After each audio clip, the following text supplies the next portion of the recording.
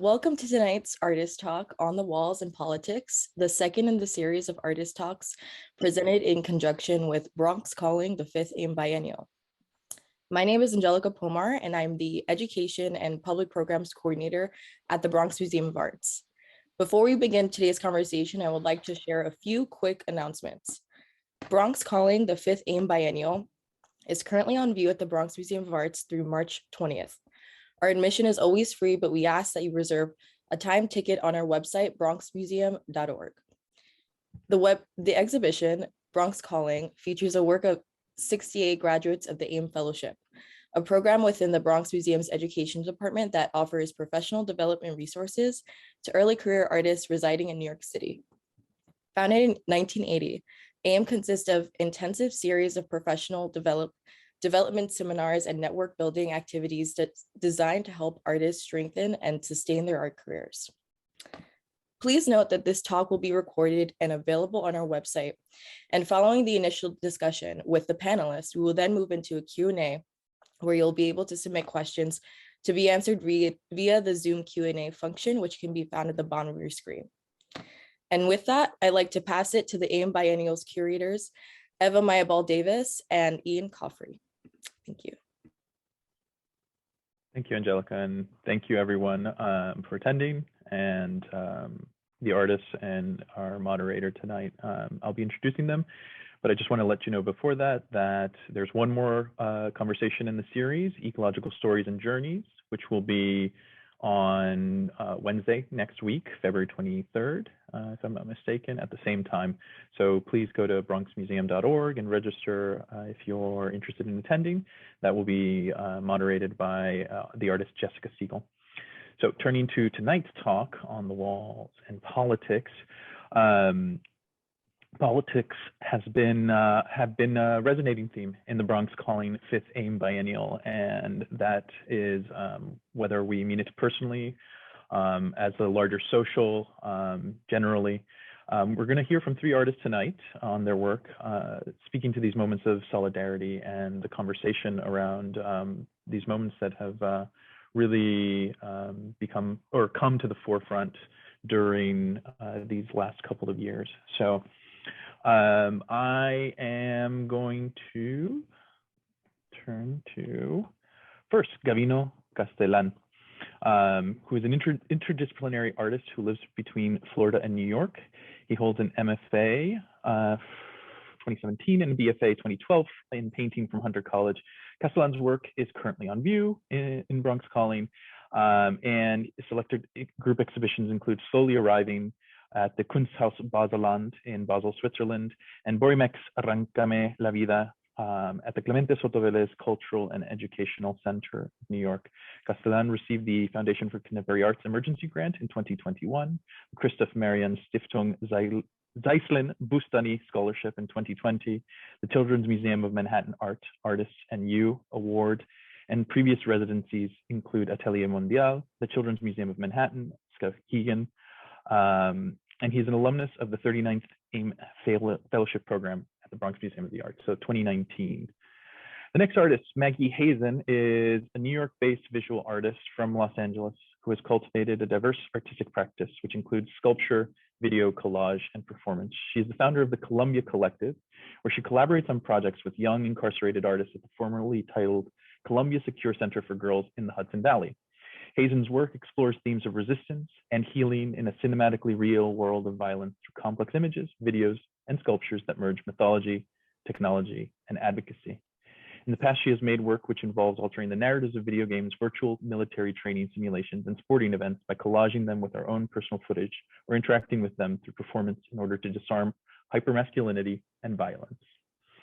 And the last artist on today's panel, Jesse Kreuzer. His recent works are densely populated WPA-style murals depicting civil unrest. The paintings contemplate the flag and the standard bearer as a symbol of democracy, progress, and justice, as well as exclusion, oppression, and white identity. Painted in the streets alongside protesters and pedestrians, the murals are meant to be understood in the context of the conversations, celebrations, violence, and destruction that have occurred amid the boarded up windows of New York City. Jesse's conflicting feelings about patriotism, policing, and his own role in this animate the work. All right, and lastly, the moderator for tonight is Christian Viveros-Fauné. Christian has worked as a gallerist, art fair director, art critic, and curator since 1994. He was awarded the University of South Florida's Kennedy Family Visiting Fellowship in 2018, a Creative Capital Warhol Foundation grant in 2009, and named critic in residence at the Bronx Museum in 2011. He co-founded the Brooklyn Rail in 1999, wrote art criticism for the Village Voice from 2008 to 2016, was the art and culture critic for ArtNet News from 2016 to 2018, and has additionally served as chief critic for Artland and Sotheby's in other words. He has lectured widely at institutions such as Yale, Pratt University, and Holland's Gerrit Rietveld Academy. He currently serves as a curator at large at the University of South Florida Contemporary Art Museum and writes for the art newspaper in the Village Voice 2.0. He was recently appointed the artistic director for the 2023 Converge 45 Triennial of Portland, Oregon. And he's also the author of several books. His most recent, Social Forms, A Short History of Political Art, was published by David Zwirner Books in 2018. And that is the reason he's moderating today's conversation. I turn it over to you, Christian. Thank you, everyone. And yes, again, Q&A function for any questions that you might have, and we'll address those at the end. Thank you. Thank you, Ian. Am I on visually? I don't think so. My camera's off. 2 seconds. There you go. Okay. The host apparently has stopped it for some reason. So until we get that going, I will, there you go. Now we're there. Got it. Thank you, everyone. Thank you, Ian. Thank you, Ava. Thanks, Bronx Museum, for having me on. Thank you for putting on such a fantastic exhibition. I'll restate something that Ian sort of already said to basically sort of get this thing going. Politics are obviously, well, politics are sort of in everyone's mouth these days, but there's certainly a major theme, a very resonant theme, or themes plural, in Bronx Calling, the Fifth AIM Biennial. Whether those politics are personal or actually sort of social. For all three artists who are with me here today, Gabino Castelan, Maggie Hazen, and Jesse Kreuzer, those politics suggest, as the Bronx Museum events registration page for this particular event points out quite aptly, again, moments of solidarity and conversation that each of them embrace and communicate in their work pretty brilliantly. We're lucky to have these artists with us today. I'm lucky to be able to discourse with them. The Bronx Museum is lucky to be showing them. I sort of want to start out by acknowledging the obvious sort of elephant in the room, and in every sort of virtual conversation like this, the one that's obviously been with us since February 2020. The reason I want to do that is because I want everyone to do what I did a couple of weeks ago, and that is go up to the Bronx Museum and see the show. Because experiencing the work in the way that we're about to experience it now is, well, definitely worth the time, right? But it's no substitute for actually sort of seeing the work in IRL, right? In real life, being able to engage it visually and physically, and being able to walk around it, what have you, like we might normally do if we were doing this at the museum and we could just stroll over to the work after this panel was over. To that end, I want to point out something that I think some of you know and some of you may not, that the Fifth AIM Biennial is up for 4 more weeks. It closes on March 20th. And again, if you haven't seen it, you really must. Get your B, D, or 4 train on and get up to the museum. It's really one of the best sort of annuals, biennials, triennials, quinquennials that I've seen in a while in this city, and I've been around for a bit. It really delivers in ways large and small, what I find to be sort of impressive visions of our very roiled culture. And by that, I mean that nationally as well as globally. Because of that, I actually really want to congratulate these three artists in particular, because they seem to be, to me at least, sort of, they were personal standouts for me in the exhibition. But I also sort of obviously want to congratulate Ian and Eva for having curated the show. Their brief, which was essentially to put together a multi-theme show of 68 artists who were participating in the AIM program, is, you know, even in the best of circumstances, difficult, right? In the circumstances in which they put the show together, you know, it's even greater credit to them. So having sort of delivered myself of that preamble, let's turn to the artists who are with us today. Gabino, Maggie, Jesse, it's a total pleasure to be talking to you. As I mentioned in our rehearsal yesterday, what I'd like to do this evening is to really sort of have a conversation as much as that's possible. I have specific questions for each of you, but there are sort of larger bore questions that I think any or all of you hopefully will entertain, because I think, you know, clearly, if your works are tremendously distinct, right, and unique, some of the concerns that run through those works connect in important ways. So, you know, as we talk, if any of you has something that you want to say, please go ahead, pipe up, contribute to the conversation, and we'll move it along. And towards the end, towards around 7 o'clock, I'm figuring we'll entertain whatever questions have essentially sort of arrived, right? So let's get started. My first question, and it's for the three of you, is this: I randomly, or maybe I should say algorithmically, plugged in the words art and politics today into Google, and this is what I got, right? I'm gonna give you entry 1 and entry 2. The first site that came up says art can contribute to political discourse by supporting the current political and ideological views. However, more often than not, art is a disruptive form that serves as a tool for changing existing political and social realities, right? That's the first. I'm just going to read one more. Wiki, which was the third site that came up, produced the following verbiage: a strong relationship between the arts and politics, particularly between various kinds of art and power, occurs across historical epochs and cultures.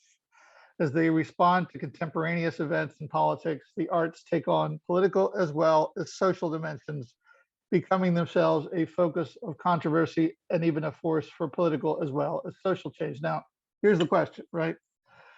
Do either of these formulations sound in any way sort of accurate to you? Is there really a strong relationship between art and politics equally across historical epochs or historical epochs and culture? Is art, in your view, mostly a disruptive form that serves as a tool for changing existing political and social realities? Any of you, please.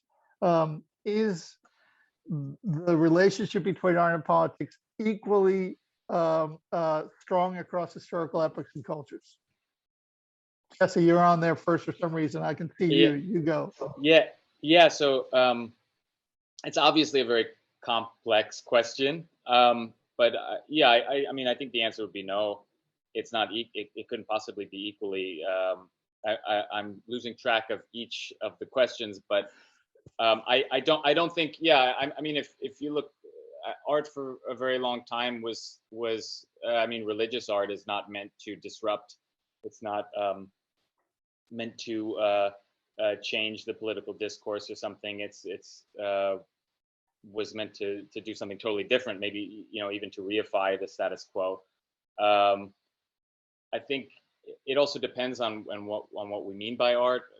That's changed over time too. And of course it depends on in which country and at what time. Like, you know, a lot of the work that I'm making is in a style that's related to as my artist statement says, like WPA murals, as well as the Mexican muralists, both of which were meant to disrupt and change the way that people were passively taking in information. But it's also related to socialist realism, which was meant to reify the regime at hand. And so I think, you know, maybe those artists were privately making you know, under repressive regimes, maybe artists were privately making work that was against those regimes, but the work that people often saw was not meant to disrupt. It was meant to continue. Okay, granted. Gabino or Maggie, let's just think about, I mean, let's not wind all the way back to Renaissance pictures, though. I certainly see the value in it, but just for the this conversation, this question, how about just recent history? I mean, you know, the last decade, the last 2 decades. Is there a way in which discussion of art and politics I'm asking you, I'm setting us up, you know, in a fairly obvious way, is more urgent now than it was, I don't know, man, before 2016? I think that it should be urgent now as well, because as in 2008, when the bubble, you know, the real estate bubble erupted, and one of the artists that I feel is very socially aware but also creating spaces that were disruptive was the Arthur Gates, with his foundation, Rebuild Foundation. Right. And what he was doing, he was buying real estate during those times in 2008, and he bought like his first 2 houses were like under 20 grand. You know, yes, it affected a lot of people, but it didn't affect the Arthur Gates. So, but he was able to create a new economy for himself, and also for, I guess, for the community that he was living in Chicago. Like one of the cool things that I really like about this artist, and is the fact that he bought this bank. I forgot the name of the bank, but he sold the tiles of the bank in Basel to like these wealthy bankers, and in the tiles it said, "In art we trust," you know. And then all that money that was pretty much you know, collected, went back to the space that he purchased. So I'll say yes, in a very minimal, in a very like microscopic way. You know, it has to Maybe be not, and maybe not even that microscopic, to the degree that it actually sort of affected real people's lives, right? And it's a Stony Island bank. There you go. That's the one. Yeah, that's the one. That's the one. And even before Gates, there's Rick Lowe, who's doing sort of similar projects, and Right.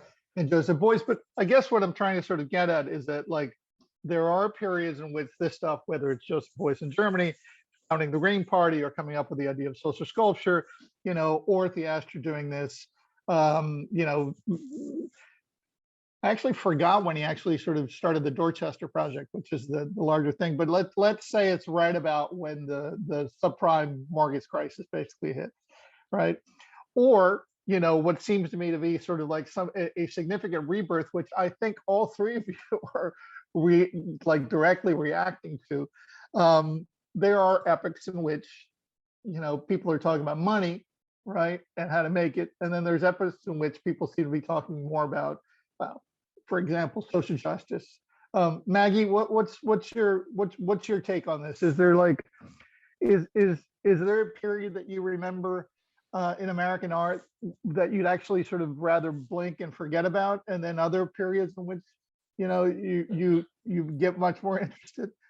Well, yes, I'm just kind of relating it back to current shift in our contemporary culture, you know, with the election in 2016, you know, I felt like that elicited a response from a lot of artists. I think prior to that, I wouldn't have associated myself necessarily as a political artist. I think I was more exploring the digital imaginary and alternate realities, and now moving into the metaverse. I mean, I'm really interested in that conversation. But then I feel like we all shifted. I feel like we were all given this, like, okay, respond to this, you know, moment in history. And I think my work sort of ended up there, but I felt like that internal wrestling, like, how do I respond to this? I want to respond to, you know, the movement in American politics, and how to negotiate my own history, my own upbringing, and how do I identify? I mean, all of these bigger conversations, I think that started happening since then. And all the way through the pandemic, I think we've just really been rattled globally by this. And so I feel like, I guess the artwork, like political artwork, I guess, I don't know, like, you have choices to confront it, transgress, subvert, you know, alter realities, offer new narratives. But yeah, I don't know. I think for me, I felt like I was sort of not forced, but like I wanted to respond, you know, and if I didn't, I didn't know where I would be, you know. Right. But Jesse, coming back to you, did you feel like you were forced to respond? I mean, I'm, you know, we had a conversation. I don't want to use the word forced. Sorry, but yeah. Listen, I'm endorsing the word forced, right, or okay. at least pushed. You know, to respond to Jesse, to respond to current events, and let me just like say the obvious, like the three sort of like, you know, turning points here. We're talking about November of 2016. That's when Trump gets elected. December of 2019, when like COVID sort of appears, right?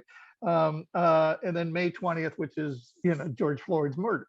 I think what Maggie says is absolutely right. We've all been sort of like buffeted by these events and others, right? In a way that to me seems similar to Robert Longo's sort of like, you know, floating man, or the guy sort of like seems to get whacked back and forth. But Jesse, what were you doing before this sort of period, and do you feel forced, pushed, whatever the right verb is, into the making murals, or making the specific mural that's on view at the museum? Yeah, for sure. I mean, I do think, I mean, amending my earlier point, I think in general, I think art is an inherently political act. So, you know, you're making a thing, an individual statement. It's an act of freedom, of course. But I do think there are particular moments in time that draw us away from a more abstract idea of involving politics in our art, or the way in which art and politics are related to a much more direct, concrete way. I remember when I was in college, when I was in art school, and this was just before the market crash of 2008, political art was seen as kind of didactic or something. You know, it was people, other students weren't really making, and these are intelligent people who were, you know, reading about politics but not making art about it. Or stuff that had been done in the 70s by Hans Hockey, right? I mean, it was either one or the other. Yeah, exactly. And I remember when Trump got elected, I remember saying to somebody something like, I didn't want to make political art. You know, I had this other body of work that was happening. I didn't want to have to think about that. And that idea actually seems so foreign to me now, because that's all I want to make art about, because I feel called to make art about the thing that I'm consumed with. I was just reading a quote. Philip Guston was talking about his transition from abstraction to, you know, figuration and narrative work in the 60s. And, you know, in retrospect, he said, I was reading every day I felt split. I was reading about what was happening in America, about the brutality of the world, and I thought, what kind of man am I that I work myself up into a frenzy reading about what's happening in the world, and then I go into the studio and I adjust a blue to a red. Now, obviously, I think there's a place for sensual art and beauty and aesthetics for aesthetics' sake, and I think those are political acts, of course, and they're necessary in this time as well. But personally, I didn't feel satisfied making that kind of work. Quickly, what kind of work were you making before you got to making murals? What was in your studio in 2015? In 2015, okay. Yeah, I was just getting out of grad school. I was making kind of, I guess you like art historically or something, you call it surrealist work. Just kind of strange paintings about personal experiences, you know, putting incongruous things together. I mean, you know, I've always been interested in figures and stuff, so it's not like. But figures, not protesters and counter protesters. No, and yeah, and there were no flags or guns and protest signs in those paintings. Absolutely not. No, it was a totally different thing. And I was making small drawings too, mostly. And you know, leading up to the summer 2020, I was making small drawings. You know, like this big. Right, that's brilliant. Yeah, not at all the scale in which you're working now, Gabino. Is all art political by omission or commission, as Jesse is suggesting? Were you making colorful abstractions 2015, 2016? I think that just my existence is political, but also economical. You know, my work is it's spiritually, psychologically, and politically. That's how I see myself, and also see my work. So like for me, like coming to this country in the 90s was during the NAFTA agreement, which was the North American Free Trade Agreement that happened between USA, Canada, and Mexico. And during those times, yes, there was a trade-off, right? There were some jobs that were lost. There were some jobs that were gained. The jobs that were lost in Mexico, there was a lot of agricultural jobs that were lost. And since I come from a family of farmers, a lot of those jobs were lost. And so what happened was they decided to migrate to the States, you know, and of course in the USA, a lot of manufacturing jobs were lost and they were brought into Mexico, and the wages were lower too during those times in the US.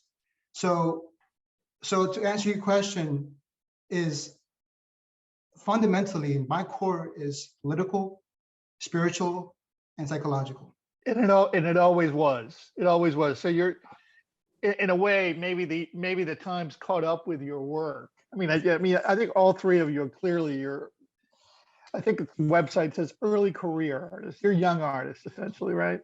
But even for a young artist, it's perfectly feasible, and you know, and clearly it's happened now, that the times caught up with your work, right?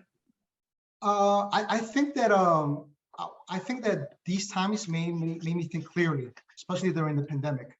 You know, I mean, the pandemic is one of the major things that I feel revealed how unprepared I was, you know, both like economically, spiritually, and psychologically, you know, and it also made me realize, because I was just working, trying to save money and all that stuff, but you know, I realized that, you know, like labor itself is not freedom itself, you know, it's not freedom. It's just, it enslaved my spirit. And it also like, in the sense that, not physical change, but in the sense of like, it limited my ability to reflect. So, and also like the pandemic exposed inadequacies in our welfare state and our economic system for the workforce. So I'm part of the workforce, you know, I've been a waiter, you know, all that stuff, you know, but anyways, so these times kind of made me reflect and actually be more thoughtful about my work. Maggie, the pandemic AIM, the AIM program. Maybe you can sort of tell me when the whole process of the AIM program started for you guys, and you know, and how, again, living through these, what was it Biden called a cascade of crises, you know, informed your practice. Yeah, definitely. I think that post Trump's election, pre-pandemic was when I was in the AIM program, and things got delayed because of the pandemic, and so the show happened a little bit later. So there's a little bit of like time in between when I was in AIM and then the work that's in the exhibition now. But I definitely saw this sort of shift happen. Like I think post Trump, I went through a lot of grief, a lot of loss in my own personal life. And I was confronting a lot of political issues with gun violence through video games and gaming culture and hypermasculinity and stuff like that. But the work sort of started to shift a bit more, during the pandemic, when I felt like I was like, where is my conversation going? I had to sort of rethink, what my intentions were, what I wanted to make work about in this like isolation phase of all of our lives. And so I feel like, I'm trying to find relevant threads through the work that I was making then and now, and trying to connect it. But lots of different events have happened in between. So did the work that's actually on view at the museum change at all? Any of it? You've got 3 pieces. Did any of it change? And the reason I'm asking you this is because I was just, and I mentioned it in our previous green room, when we were sort of like just coming on and saying hello before we sort of went live in public. That I was with one of the curators of Prospect in New Orleans, which just ended a couple of weeks ago. And they were buffeted by the same things that buffeted all of us, but the curator did want to tell me, right, us, the group I was with, that a lot of the work had changed.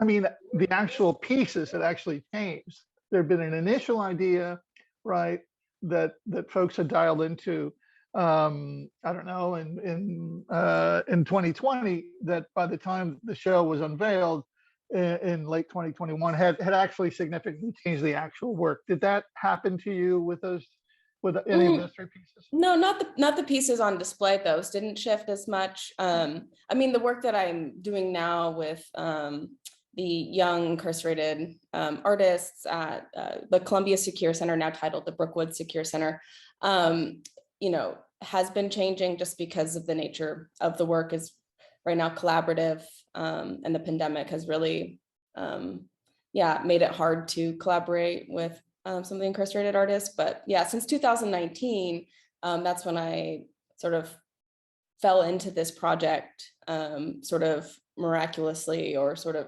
haphazardly through Craigslist, actually. And that's when my work changed, in 2019, when I started going to the Columbia Secure Center for Girls like about once a week, trying to figure out what the heck I was doing now and how to incorporate this into my practice. So it was more through like chance that my work shifted in this direction and my focus became about incarcerated young artists. But yeah. And I definitely want to get back to that in a minute. Jesse, did your work, I have the feeling that did your work actually sort of like change in the making of it, the work that's up now at the Bronx Museum? I mean, the specific piece, that mural. And by the way, how long is that? I mean, how big is that mural? It's 32 feet long by 8 feet tall. Okay. So did that mural change? I mean, what was the process? How did you get there? Did it change due to COVID? Due to the cascade of crises. Yeah. I mean, so I had I started that at the beginning of the summer. So and I guess I completed a bunch of other murals in between starting that and finishing it. Yeah, I guess maybe zooming out, my work was really like, you know, leading up to the 2020 election. I had made a bunch of like really anxious murals. I mean, kind of like the one that's in the Bronx Museum. But then right after Biden had won, I made a really optimistic mural that, you know, didn't have this kind of fighting or contentiousness. And you made both of those where, in the studio or? Both those were out on the street. So the one that I made leading up to the election was out on down in the West Village on a storefront, and it was pretty simple. It was a multi-ethnic group of people carrying an American flag. Some of them looking sad, some of them looking, forlorn. That's the only one I think in which there's a figure who looks like me, who looks pretty sad. But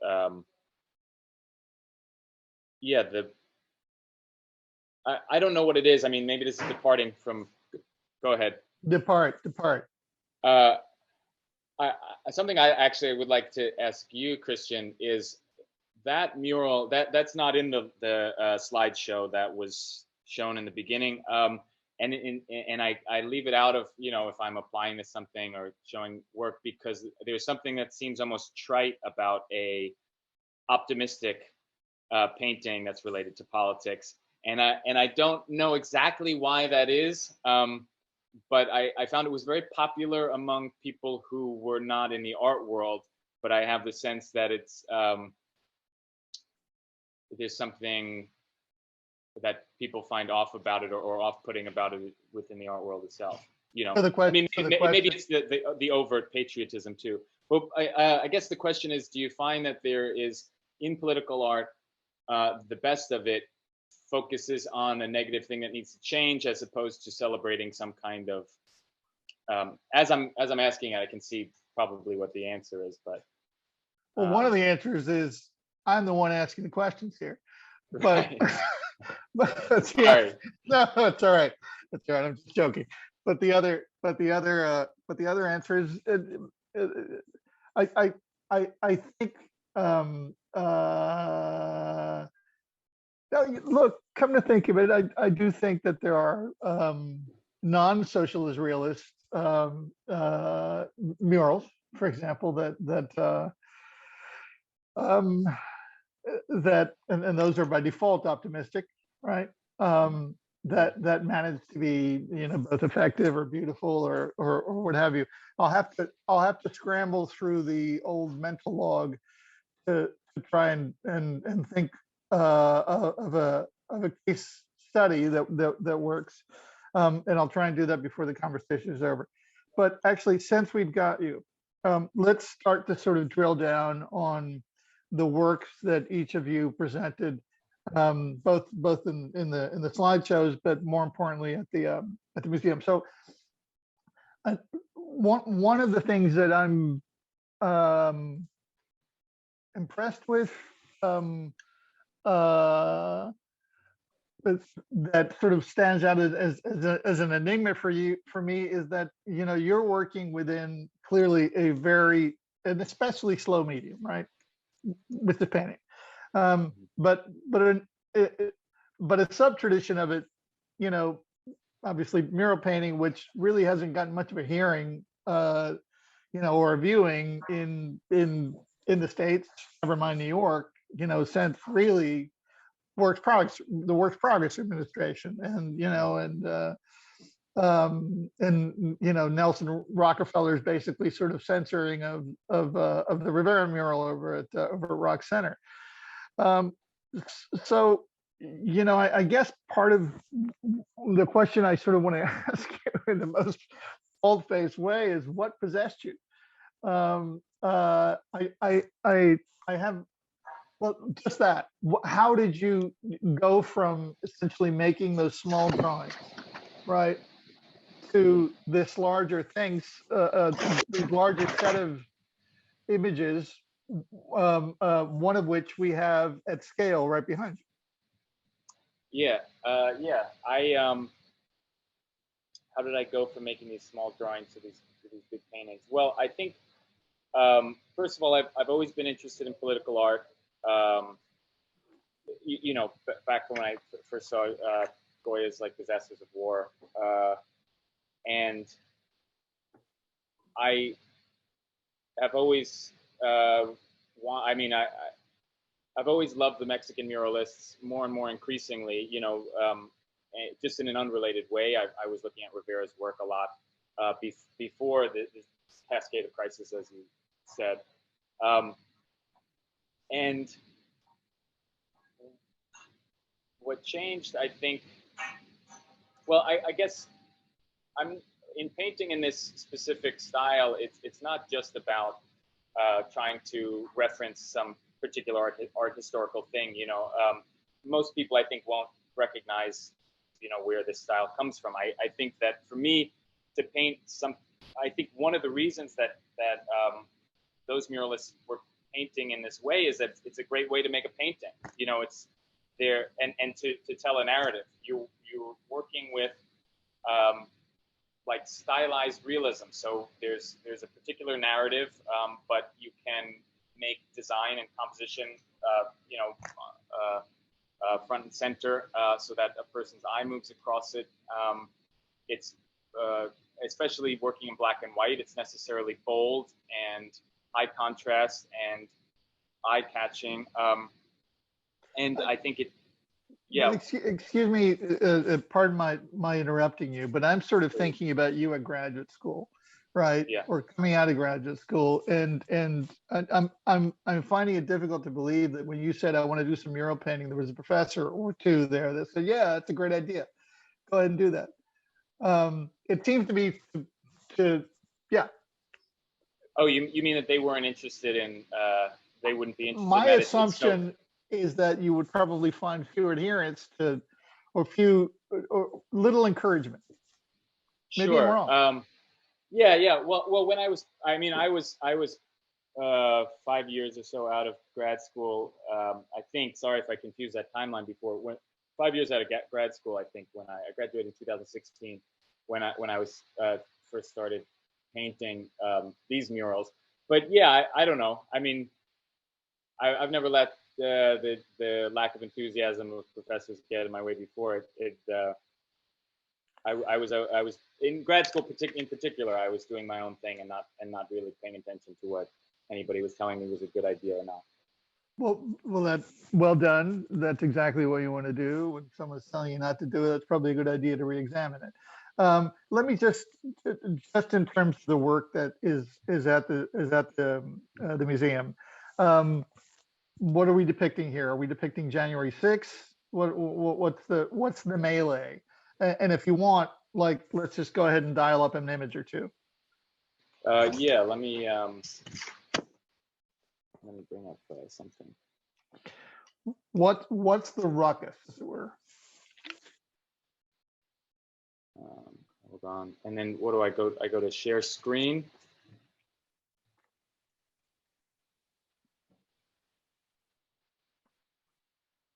Does that work? Nah. There you go. There we are. Okay, so let me skip ahead to the last one. This is what you're talking about. Yeah, that's what I'm talking about. Yeah, so it's a combination of or a composite of different events. So the first painting I painted, just backing up, was specifically painted, and the title is Lafayette Square. It was painted after the dispersal of peaceful protesters from Lafayette Square by the Trump administration. So those were protesters who were protesting the murder of George Floyd, and they were violently dispersed. So that's depicting a specific event. The same with this next mural. I'm skipping over some. I mean, I did a mural about Hong Kong in there, but that's I then after that focused on America. This is also about a protest at the White House. This is about January 6th. So this is also about a particular event. This one was painted the same week of January 6th. And this was a combination of different events. And, it's not meant to depict one specific event, but rather a kind of amalgam of American politics and different ways of looking at the different things that are happening. There's various narratives unfolding across the panels. And the title? The title is Protest and Counter-Protest. And it's meant to be intentionally somewhat ambiguous, who are the protesters and who are the counter-protesters, whether this was a right-wing protest that was disrupted or by a Black Lives Matter protest or Black Lives Matter protest that was disrupted by a right-wing protest. Excellent. Maggie, if we can go back to the regular sort of screen now. There you go. You work in a variety of media, among them sculpture, video, collage, and performance. But it also seems to me that you have a foot, or maybe both feet, in activism. Is that accurate to say? Yeah. Yeah, good. Yeah. Since you've been working with these young incarcerated artists at it's a maximum security facility, correct? Yes, in it upstate is. New York, in Yeah. Hudson Valley. Fill us in. How did that happen? You said it helped you get to, and I'm putting words in your mouth now, but get to whatever next place you were going in terms of your work. How did you get to that, to work with those incarcerated artists? Yeah, I mean, my work was cruising down this, responding to hyperviolence in video games, and been wanting to think about making a video game and ways that video work. And I mean, I've always done collage and stuff, but then, so you can have something on the wall. But I like it all. I like maybe sell something. Maybe sell exactly. something. You know what Pay I your mean? mortgage. Gotta have, Yeah. Pay your rent. Pay back my debt from grad school.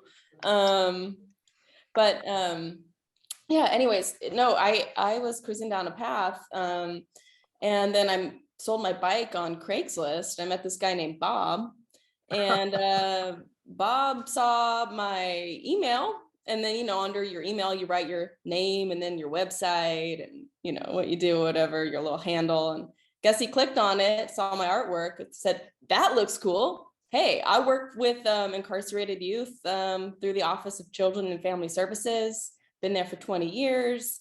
I do a lot of the technology for all the different facilities. And I was like, what? I've been living in upstate New York for like 2 years now, and didn't realize there was like a juvenile detention center like right around the corner, as most people don't realize that they're just sort of everywhere, even in the center of Los Angeles. They kind of camouflage, but then you're like, what is that suspicious building?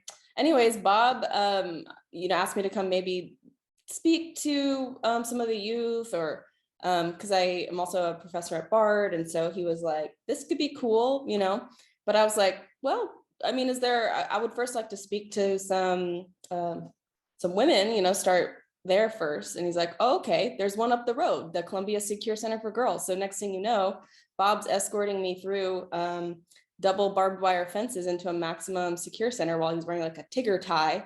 And, great guy, like happy dude.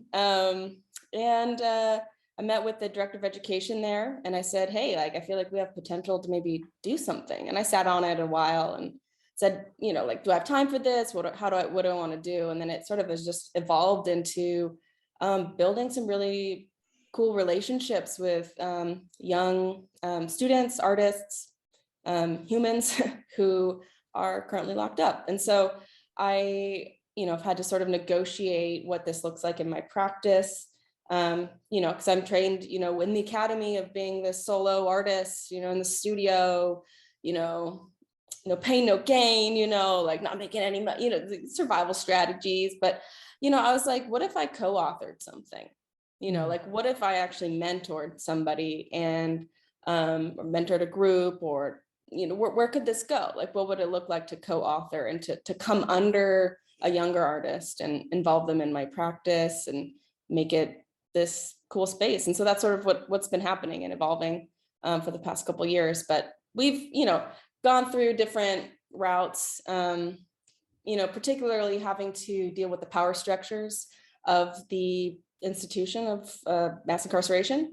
And I feel like there are all these other things that make it look nicer because it's the Office of Children and Family Services, right? They're not called prisons, they're facilities, and they're helping, but they're not, So I'm in the middle here going, I still need to kind of work with the institution, even though I definitely don't agree with most of the strategies, as most people probably wouldn't.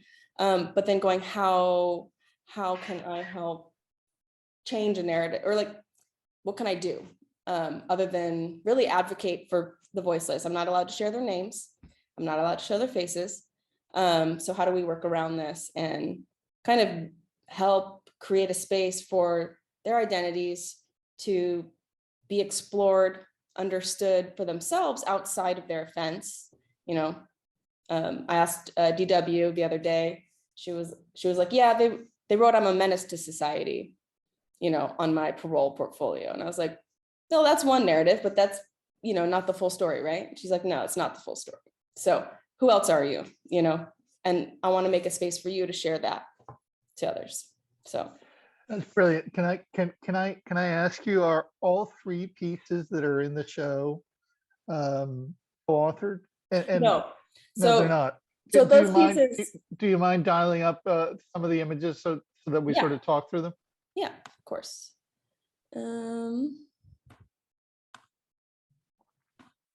All right, can you see this full screen mode? Yeah, so these pieces were actually made by me sort of in my time of reflection, especially during the pandemic when I wasn't even allowed to go inside the facility. I had a lot more, I had been involved in this project and I was like, what next? So yeah, so these are the uniforms that the young adults wear. They're just maroon sweatsuits. And so for this project, this is ongoing. I want to make sort of a suspended animation, form with just the resin for most incarcerated youth that I've encountered. I'm still seeing how many I want to do, but I want there to be like a whole room filled with these eventually in different spaces.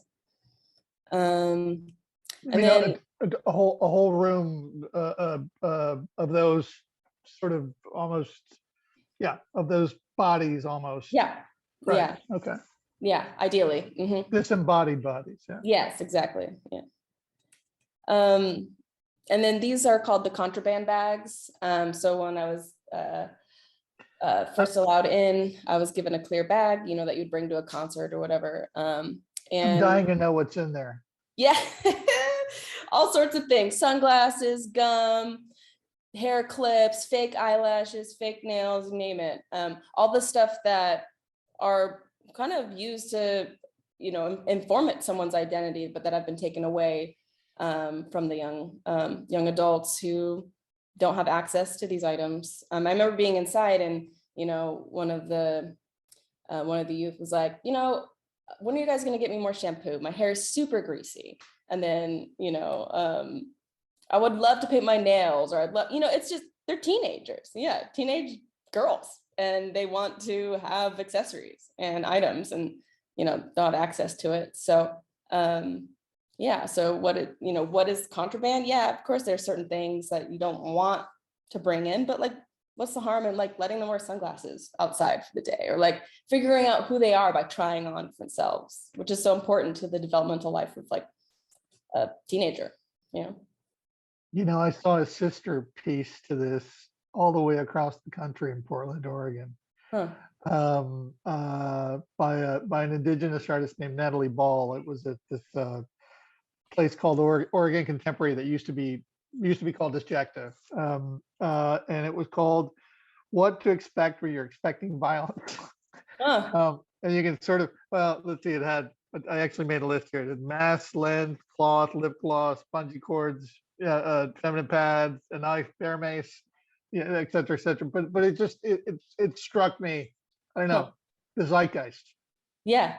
the zeitgeist. How cool. I'll have to see it. Yeah. Check it out. Check it out. Let's talk about architecture of escape. Yeah. There you go. Yeah. So this one, so these are some, so I was allowed to bring my computer into the facility. Somehow I got clearance, some sort of, favor, I don't know, with the system, because maybe I was a BARD professor, and they're like, yeah, you can teach and do that. And so I was doing more like digital art based classes. And so they would all hack my photo booth.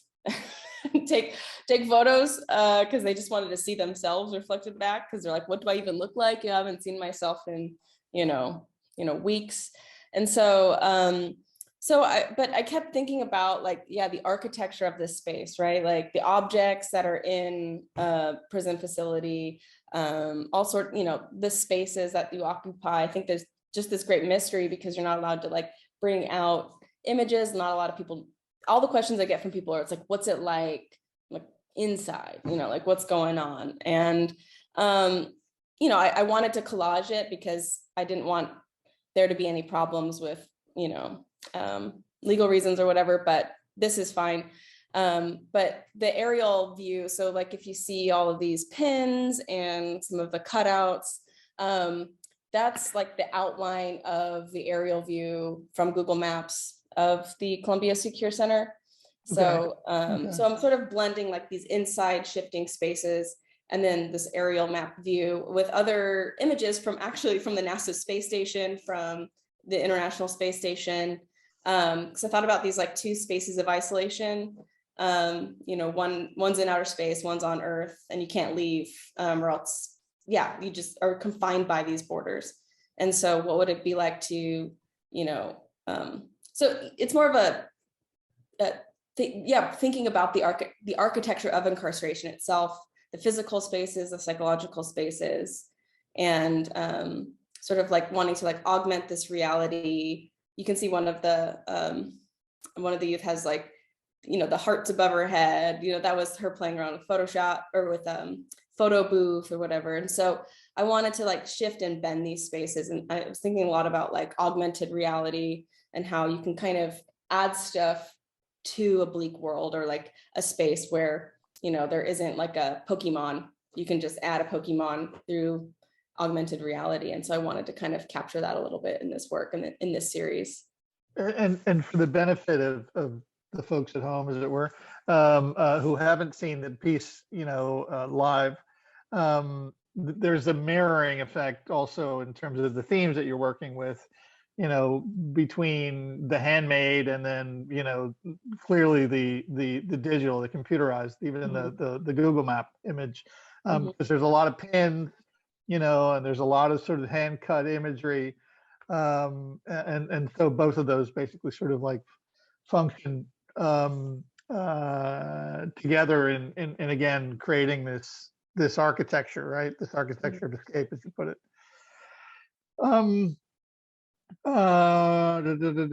Gabino.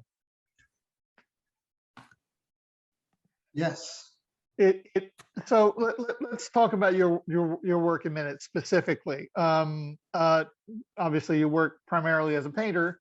You don't exactly have make paintings that I'm now confusing my Spanish with my English. Bastidor. They don't have a well, no, they're not traditionally hung. But you work those paintings in a way that really sort of pushes at the edge of the practice, or at least it seems to me that it pushes at the edge of the practice into something else that sort of includes history painting, and as you mentioned before, autobiography. I think even literature at some level, from having read some of the references that you make, or that you've sort of written out, even in the titling of your work, and even activism. I think, right? If I consider this thing that you've called the Cultural Workers Manual, again, and with the help of the visual aids that we have in hand, can you walk us through some of what you do sort of in the studio, but also I sort of want to know what this cultural workers manual is all about. And again, how you got there and who you work with and what it entails. Sure, 100%. I could do that. Let me start with that first. So Cool. So I first started as a painter, then I moved into a sculptor, then I moved into installation, then I moved into murals, then into social practice, and then back to paintings and works on paper. So that's my practice. And I'm trying to work with it. And this year, or this past 2 years, I sat down in the studio, and I pretty much wanted to push my visual language. And I was looking at different types of movements, such as one of the big ones, which is for me is, as Jesse has mentioned, it is muralism, Mexican muralism, you know, and also, but for me in a more conceptual way is the French movement, super surface in the 1960s. And the reason why I really like, and the reason how they were using unframed canvases was also because they were going against the second school of Paris. So that's a political act, you know, in a sense, you know, you as an artist trying to getting away from these traditions of like what's supposed to be painting, what's supposed to be fine arts. So I really connect to that, and also I connect to the fact that they saw themselves as craftsmen, as regular worker from the ordinary people. So I connect with that idea, you know. So cultural workers is a project that I started in 2015. It was just I was actually reading a book by Michel Desartu called Practice of Everyday Life, which in the book he talks about like, even though despite the repressive beliefs, repressive aspects of modern society, there exists an element of creative resistance to the structures. In other words, that the institutions created by man they use strategies to somehow to create power structures, and then the man and woman, the common folk, we still have to use tactics to move around these structures, you know. And I really want to also kind of like tell Maggie about that, because I was very intrigued about how she's working with incarcerated folks, but also working with this this imprisoned system, right, you know, in America. I created this manual as a way to bring a temporary collective of creative skilled workers that were undocumented and citizens of this country, and then create spaces that were seen as cultural club, as workers clubs, so we could have happenings, have leisure activities and pedagogical activities. Yes, there were some moments some moments for the leisure activities I had to charge. So I was playing with this wheel of like communism and capitalism. So that's that. That's the whole new thing about cultural workers. Well, wait. Give me for example, like how did this materialize? How did this manifest? Like, I was knocking on people's doors, and I was renting spaces in Harlem, and then there was this collective called Atomic Culture, run by Matthew Galindo, and he invited me to do a piece at I forget the name of the place, Losaida Center, and I actually have images of that if you want to see them. I'm not sure. Yeah, I mean, if you have them now, sure, why not, man? Yeah. And I also sort of want us to look at images of the work that's up at the museum and maybe another image or two of your paintings as well. Sure. So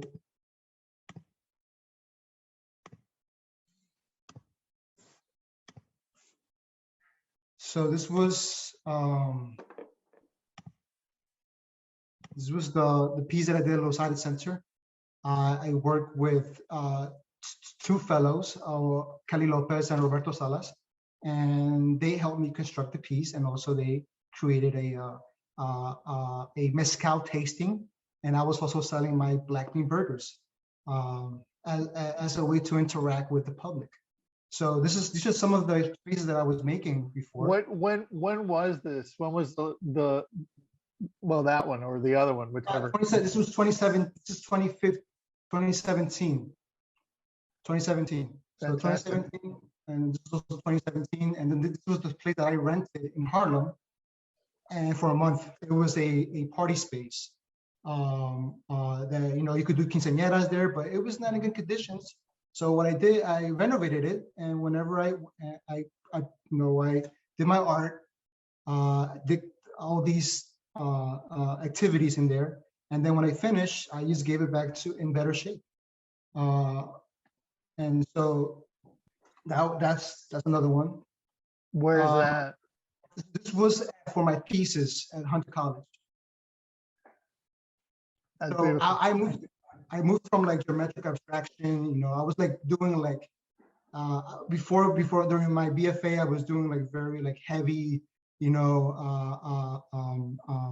figuration of the body of the worker, and then I started moving away from that idea and started moving more into geometry as a way to connect to a higher being. I don't want to sound like a very spiritual thing. You're allowed to do that, man. It's like there's a long lineage of there's a lot of art history you can rely on to get spiritual. So go on. I don't want to interrupt you if you had something you wanted to say about either this piece or the painting. No, I'm going to go to the painting. I'm going to move to the painting. Okay. Unless cool. you have another question. All right. No, I guess I have one quick question. Are you doing any more of these, and will you invite me? The moment right now is I'm just focusing on the visual language and push it so whenever I get a chance to do it in an actual space, I'll have a better sense of how to execute it efficient and have the programming that I put together also more thoughtful. Great. Let's look at a few images, and then I think in about 5 minutes I want to think about going to questions. You got it. So this piece, which I just want to let you know that I changed the title, and I'm going to explain why I changed the title. But the title at the Bronx Museum is called "Reflection of Myself with the Fading Phantom of Jesse Lopez de la Cruz," but I changed it to "Our Mothers Have Not Abandoned Us."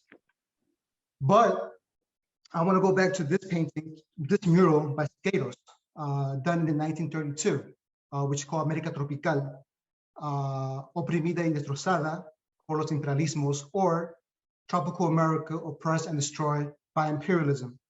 So the reason why I chose this piece was because when I started making this piece, I was looking at the pictorial compositions that Alfaro Siqueiros was using.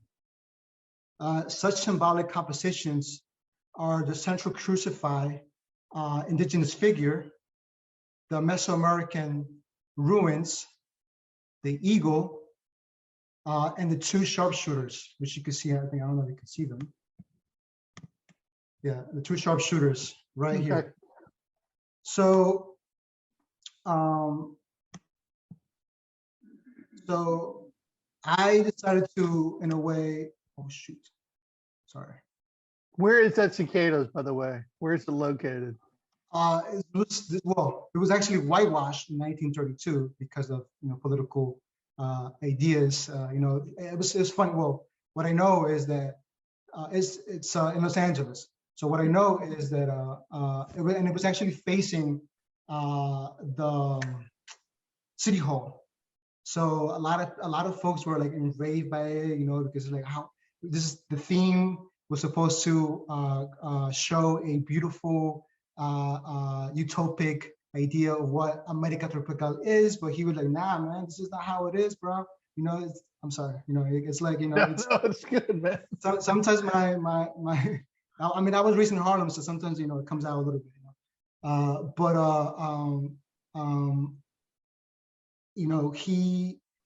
he created this piece, talking about what was going on during his time, the U.S. imperialism in Latin America, and that's just strong. And going back to your first question, that you asked us, I think yes, political art connects with art and politics connect, so much. They're intertwined.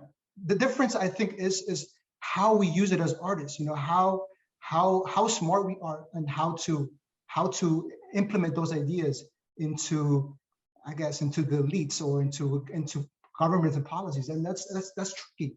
And I think one of the ones that I contemporary artists for me is Gates, and there's others as well. Anyways, but no, and this is sort of a more personal question for you. I'm struck by the fact that you came over with your family as an illegal immigrant, and I'm thinking about the access or lack of access that you might have had to, certain kinds, what we generally tend to think of as high culture. Visual arts is essentially in that arena. I came over as an immigrant from Chile when I was about 10, and living in suburbia, I found it difficult to access sort of visual culture as it was. I don't think I had quite the distance to travel that you did, and so here's the question: how'd you do it? How'd you get there? How'd you figure out that you wanted to be an artist? Literally, how did you figure out that was a possibility? Since I was 7 years old, I was always into the arts, but I was very fortunate that institutions and my parents, they knew how to navigate it. They knew how they were just. I mean, they came from very humble backgrounds, but they just knew how to navigate it. Thanks to the Boys Club of New York, I was able to go to a private high school, a boarding school. I got a full scholarship when I was undocumented, and they didn't even know that I was undocumented until I graduated. And that was a funny thing too. They were like, "Oh, we gotta apply to colleges." I was like, "I don't have a social security number." They were like, "No way!" It's like, all this time we're giving you money for, and you don't. I'm like, oh. And they're like, "What else can we do?" Right? Anyways, but the Boys of New York City helped me out so much. I had a great team to help me out. My mother was specifically, my father was the ones who drove there. And then of course took 2 years off, worked as a server. Was doing just essential work, as a worker.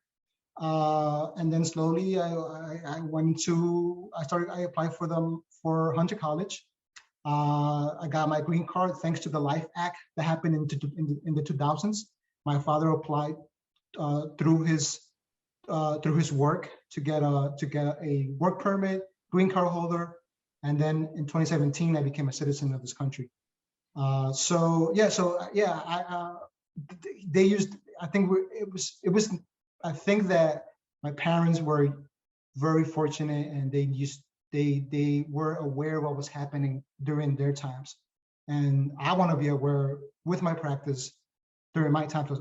My work is about that, being aware of my times, and so with this work and this whole body of work that I've made, it does talk about in a way, even the reset that I don't know if you guys read the reset by Schwartz, the World Economic Forum, and they're talking about like a new social contract for the workers and as a whole. And it's, you know, if you read it, it's kind of scary, but also kind of good.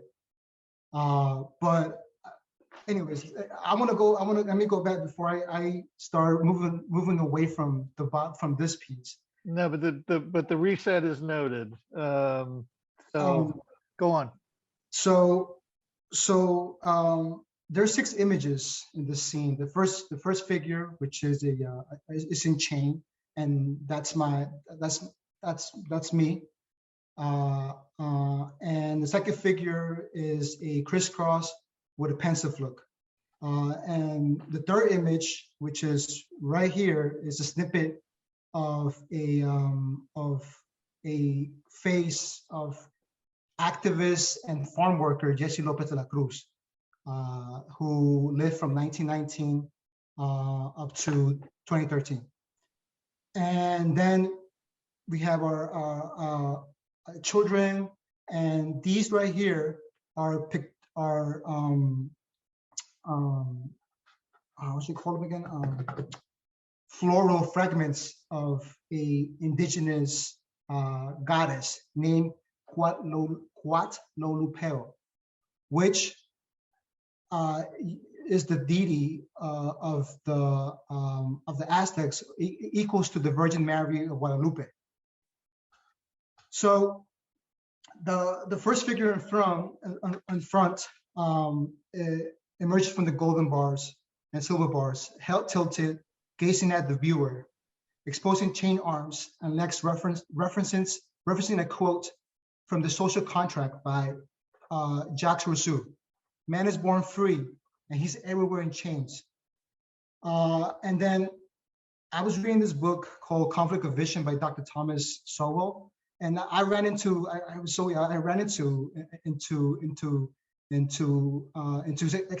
explanation of how Rousseau was stating that. He explains that Rousseau's statement expresses the essence of the unconstrained vision, in which the fundamental problem is not nature or men, but institutions. So the institutions are created by man are the ones who either give us our freedom or takes us our freedom away. Going back to Maggie, the incarceration, it's an institution that takes away a child's freedom. The second figure, which is seated crisscross, it looks like a wise old woman referencing the pantla, which is the term that is found in the Nahuatl book, Florentine Codex Book 6. And it represents the concept of inter-betweenness. So the reason why I used this term was because when the indigenous people were conquered by the Spanish, what they did was they had to create their own in-between culture, and a good example that I ran into while doing my practice is this church in Chiapas called San Juan Chamula Church, and it's run by a Mayan group of people named Tzotzil. So they kept their Mayan rituals, but they kept the Catholic Church architecture. Do you mind if I show you a picture of that real quick? No, let's do it. But in about 2 minutes, I want to get to questions because otherwise we're going to completely run out of time. So this is a church. That's beautiful. And then inside, pretty much you could, it's totally different. They practice their rituals there. They removed away all the Catholic saints, and it was, anyway, that was beautiful. So then I'm going to go back to this piece real quick. And so the third image, of course, like I mentioned, was Jesse Lopez de la Cruz. And she pretty much did a great work for the farm workers. She was able to bend the short-handled hoe, which pretty much what it does, you have to, when you rake the land, you have to bend down. So that causes a lot of back pain for a lot of the workers. So she banned that out, and the fourth image, which is the eagle, represents the pilgrimage of the Mexica native from the mythical city of Aztlan, a symbol for the Chicano movement of the 1960s and 70s. The Chicana movement appropriated the term Aztlan to establish the indigenous nature of their culture. A characteristic central of their philosophy, the appropriation of the myth, took place during the Crusade for Justice Youth Conference held in Denver in March 1969. The Mythofast Line was mentioned in a document written by Rodolfo Gonzalez, El Plan Espiritual de Aztlan, or the spiritual plan of Aztlan. This document encourages Chicanos to strive for economic, cultural, and political freedom, and ultimately self-determination. And of course, this image here is for me, represents hope for the future. And I have two more things and I'll be done. And the figure of the Guadalupe, which the Cual is an Nahuatl word for serpent. Lupeo means the one who has dominion over serpents, or the one who is at one with the beast. So, so for me, Guadalupe is a spiritual, political, and psychological symbol. She sustains and ensures my survival as a symbol of hope and faith. And the checkerboards patterns are inspired by ska music. I love ska music. And during the times in the 1970s, it was used as a graphic symbol of the scene to unite people against racial segregation. So that's the reason why I changed the title to Our Mothers Have Not Abandoned Us, because for me, there's three mothers: political, psychological, and spiritual. Thank you. Thank you, Gabino. Very chewy, very layered work, and to boot, beautiful to look at. So let's go to questions. Actually, let's see what we've got. Let's see what's been percolating. Angelica, maybe I'm not quite sure who's going to read them out. Is it me? I don't mind reading them out. It seems we have a lot of comments coming in. Tiffany, great work. But we can wait a couple minutes until some questions come into the Q&A function. Okay. All right. Well, we got 10 minutes. I've got, maybe one of you has a question. I've got sort of a question of sorts, but let's start with you guys. Do any of you have a question? Any of the panelists for each other? I have a question. Yeah, for Gabino, maybe I missed it, but there's part of the painting that's in the museum has fragments of I think it's Coatlicue. Did you mention that or no? That's anyway. I'd like to. If you didn't mention it, I'm interested in that. That's one of my favorite sculptures that I've ever seen. One of the most powerful experiences I've had with the work of art was that sculpture in the Anthropological Museum in Mexico, and I'm curious about that inclusion. It's terrifyingly beautiful. Yes, I did mention it, and I guess sometimes when I speak, I stutter or I mumble a lot, so I'm sorry about that. But yes, I mentioned Guadalupe in my work. I got the information from reading this book named Borderlands, La Frontera by Gloria Ansaldúa. And in chapter 3, she discusses how this symbol, Guadalupe, pretty much was used as a way to convert a lot of indigenous into Catholicism. And the Virgin itself, Virgin Guadalupe, comes from a west central part of Spain, which is the Dark Virgin. So the Spanish had this Dark Virgin, and they just switched it around. They repurposed it. And there's a story about how Juan Diego, the Virgin Guadalupe appeared for Juan Diego. Do I believe in that? Yes, I do believe in that, because we have to believe in something. you know, and that's the mythical aspect, I guess, with my work. I like to create this mythical stories behind it. Yeah. And- Sorry, Gabino, that's the goddess who has the skirt of snakes. Are you talking about the same thing? Yes, she has a skirt of snakes and skulls. Right. And, Right.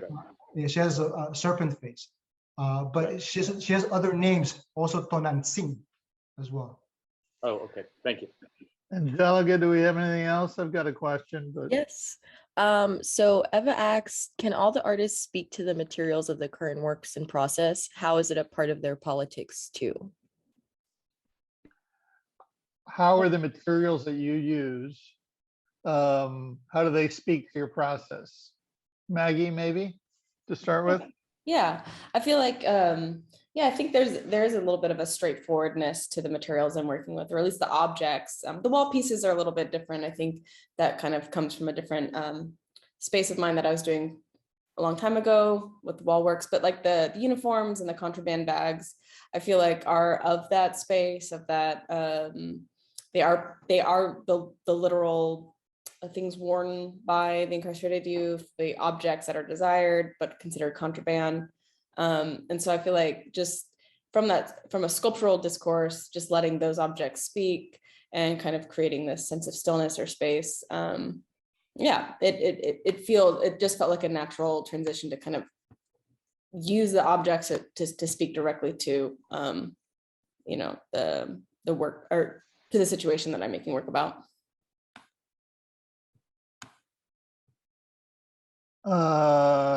Jesse, you want to? Yeah. So the murals were originally, as I said, painted on the street on plywood that was covering up buildings during the summer of protests of 2020 and since then. And the paint is just black and white house paint. So I'm interested in using humble materials to make things that transcend those materials, and I'm grown attached to both of those things, to the way that that paint is applied, and also, you know, the murals are I mean, they look black and white, but they're actually different tones. So some of the gray tones are made straight from mixing the paint and applying it, and some of the gray tones are made from staining the wood with black paint, and those tones are going to be more beige. So when I've continued making this work on my own, like the one that's you know, on panels that I've acquired by myself, I'm interested in them being plywood, also so that they can be structurally displayed in a number of ways, either on the wall or as an object. Gabino, you want to take this, or should we move on to another question? Well, mine's I use a lot of collage and color pencil. I use material that is available to me, you know, that I can afford, but also material that can last long, and especially in my drawings and paintings. So does it inform my practice? In a sense, it does, because the materials that I use, I don't want them to be ephemeral. Like before, my work was very ephemeral. They were only placed on the wall. I was using duct tape, and it's like, no, I wanna be able to have these narratives be seen forever. Well, do we have another question, Angelica? Yes, so we have two more questions, both Great. for Maggie. So Tiffany asks, do the folks you work with want to remain anonymous because they don't want society to know about their incarceration after they are released? And do they have an opportunity to be released? Is art making a way of coping and healing? I know that's a lot of questions, so. Yeah, no, to answer the first one, it's actually quite straightforward. I'm not allowed to say their names or their faces. It's all very confidential because, you know, they are a part of the Office of Children and Family Services, Juvenile Justice. You can actually just go to New York State Office of Children and Family Services. It's a mouthful. Juvenile Justice to, you know, read their website and read what their, you know, programming is all about. But yeah, I'm not allowed to. So my workarounds are really right now, kind of having them create sort of their fake names or their avatars in order for them to kind of create a public identity for themselves. That's a workaround of the particular legalities that I'm faced with. And they are confidential because they're under the age of 18. But so yeah, that's not supposed to be public information. And yeah, is it what was the second question? It was Is art making their way of coping and healing? I think in some ways, yes, it's also a thing to do because there's not a lot of things to do. Actually, they haven't been allowed outside since October. And they're in this small, very, very small wing of what was the boys' prison. And so they're trying to find stuff to do. But yeah, I think what I have noticed is that a lot of the youth that I've worked with are really skilled artists, actually. And I think it is a way of healing and working through traumas and various things. But I'm not an art therapist, so I don't really have eyes to look at the work and see what is being said through that. But yeah, my intention for this is to be healing and to find a way for them to share who they are with the world and when they've been silenced. So great, thank you. And thank you, Tiffany, for asking. So the next question is from Sarah. Can you talk more about how you navigate co-authorship with the youth you work with? How have your ideas about sharing authorship developed over time as you've worked with these young artists? Oh, sorry. Yeah, I mean, I guess since 2019, I've been trying to negotiate what this does look like. What does a shared practice look like? And I think, I mean, there's still particular things that I want to do in my studio that aren't tied necessarily to the incarcerated youth that I'm working with. But for me, it's mentorship. I think the old ways of like apprenticeship and things like that the Academy used to do way back when. I think there is something really cool about mentorship and sharing through that experience. And I haven't done any collaborative experiences before. So this has been the first sort of iteration of that. And I think it's still developing because and also just focusing on one individual too, and the story of one individual, I think is a really powerful space to be in, especially when we're talking about a mass incarceration or ending mass incarceration. What is the story of one? I think is a really important thing. And so getting that story out and given the limitations that I'm under, this has been the best way to move forward with this project. So. Great, thank you so much. And the last question we have is from Ronan, and this is an open question to all of the artists. Have any of the artists ever experienced concerns about being monitored or repressed by state agents, or of retaliation by extremists with politically opposed views in a time of deep and social political polarization? I hope it does happen to me. You hope it happens No. to you. Well, I think if the work is there, then yes, but not in the sense of like, not in the sense of like, I guess if the work is that loud, then that's a good thing. Then I did my job. Jesse got arrested. I heard. I actually read about when he got arrested. Yeah, he did. Yeah, yeah. Thanks, Christian. I mean, yeah. I got arrested painting one mural. Before that, at a different mural, I had two plainclothes detectives approach me, and they were asking about the work, I thought that they were just, passersby. I mean, something that I didn't really get to talk about is the degree to which, when I was painting these outside, which the 10 ones that I did before the Bronx one were outside, the work was as much performative or social practice as it was about painting, because I was having conversations the entire time that I was painting. But yeah, I had two detectives walk up to me and ask me about the work. I thought they were just people, and then they said they were detectives, and they basically were asking me who put me up to it, and what, if I was affiliated with any gangs or something like that. And that was interesting. Later on, a few murals later, I was arrested. That was when I was painting the January 6th painting of protesters attacking police officers, which, if you know where I'm coming from, is the one that's most unambiguously in support of, I sit in a kind of in between place. I have a lot of conflicting feelings about this stuff. I come from a civil servant family, and that painting is, I think, unambiguously in support of the officers who were being attacked by protesters on January 6th. And it's funny that was the one that got me arrested. I think in some ways because the person who called the police thought maybe I was glorifying that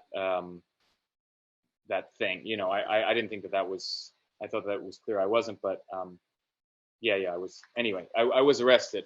But the police officers themselves seemed to appreciate the work. So I don't think it was an attempt by the state to silence me. But it was certainly. And the work went when I got out of the precinct. Much later that night, the work had been painted over. It was gone.